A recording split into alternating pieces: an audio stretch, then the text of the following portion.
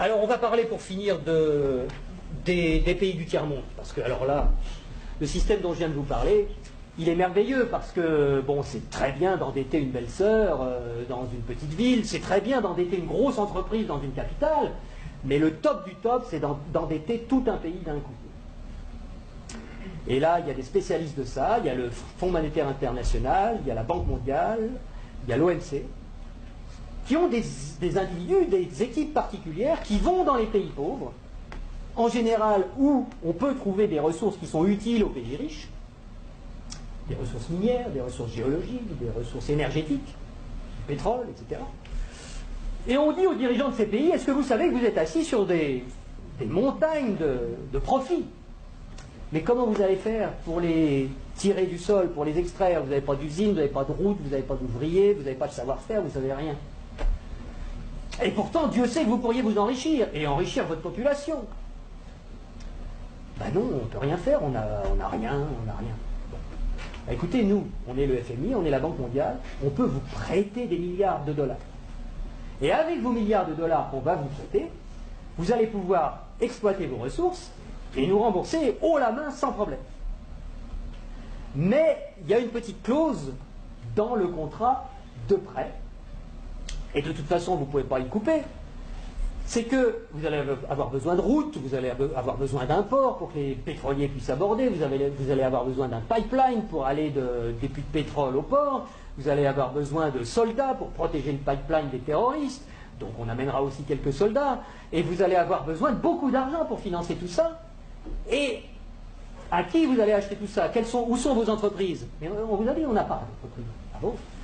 Ben écoutez, c'est pas grave, nous on en a. En Occident, beaucoup, on en a plein. On a Halliburton qui fabrique des usines, on a Areva qui a besoin d'uranium, on a Bouygues qui fabrique des autoroutes, des ports, tout ce que vous voulez, on va vous faire ça aux petits oignons, pas de problème. Et c'est comme ça que ça marche. On vous prête 15 milliards, sous réserve que vous fassiez travailler nos entreprises, et de toute façon, vous ne pouvez pas faire autrement. Donc regardez bien ce que ça fait au point de vue monétaire. Il y a 15 milliards qui sont créés ex nihilo par le Fonds monétaire international et la Banque mondiale. Le Fonds monétaire international, c'est un organisme qui récupère quelques dépôts de la plupart des pays de la planète qui servent de garantie pour faire des crédits, des prêts aux pays sous-développés. Donc il y a 15 milliards qui partent de la Banque mondiale et qui vont sur les comptes du pays sous-développé. Et aussitôt ces 15 milliards-là qui sont dans le pays pauvre, ils retournent dans le pays riche pour aller payer des entreprises occidentales qui vont dans le pays pauvre faire du boulot, construire des trucs. Du point de vue du pays riche, quand vous allez vendre des produits et des services dans un pays pauvre à l'étranger, pour vous, c'est quoi? C'est des exportations ou des importations? Des exportations. Voilà. Je vais aller exporter une usine, Areva, moi français. J'exporte une usine. J'exporte du travail.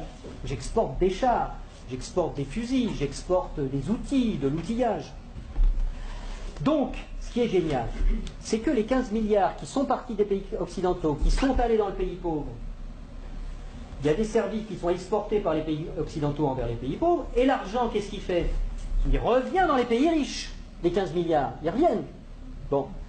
Et donc les 15 milliards, c'est comme si on avait eu une belle-sœur qui avait emprunté 15 milliards et qui nous les distribue, puisque les ouvriers des entreprises des pays occidentaux, les actionnaires des entreprises des pays occidentaux, ils vont avoir plus d'argent grâce à ces 15 milliards qui reviennent. Donc ils vont les dépenser dans l'économie, ça nous fait des transactions nouvelles, de l'emploi nouveau, qui va ruisseler dans notre économie. Mais c'est pas tout à fait comme si c'était des belles-sœurs qui les avaient empruntées, parce que les belles-sœurs, il aurait fallu qu'elles rendent les intérêts, et donc qu'elles reprennent leur argent et qu'elles en reprennent le double, et que nous, on ait des nouveaux emprunteurs qui arrivent pour payer les intérêts des nouvelles belles-sœurs. Là, non. C'est qui la belle-sœur qui paye les intérêts? C'est les pauvres. C'est les pays sous-développés. Et donc on a été leur construire des trucs qui vont nous permettre d'exploiter leur richesse. On a eu de la monnaie en plus qu'on a créée nous-mêmes en la faisant passer par les pays pauvres, mais qui revient chez nous net d'intérêts. Et qui paye la dette, qui paye les intérêts, c'est le pays pauvre. Et ils ont deux solutions. Soit ils empruntent à nouveau le montant des intérêts pour pouvoir nous les rembourser, ce qui double leur dette. C'est pour ça que des fois vous entendez des présidents de pays sous-développés qui disent « Mais c'est pas possible, on l'a déjà payé 15 fois la dette, comment ça se fait qu'il faut qu'on paye encore ?» C'est parce qu'ils ne peuvent pas la créer. C'est parce que pour rembourser des dollars, il faut qu'ils les empruntent. puisqu'il n'y a que nous, les Occidentaux, qui peuvent créer des dollars pour les endetter. Et donc, soit ils empruntent pour continuer à payer leurs intérêts, soit ils vendent leurs ressources pour presque rien. Ce qui nous permet à nous d'avoir le niveau de vie qu'on a.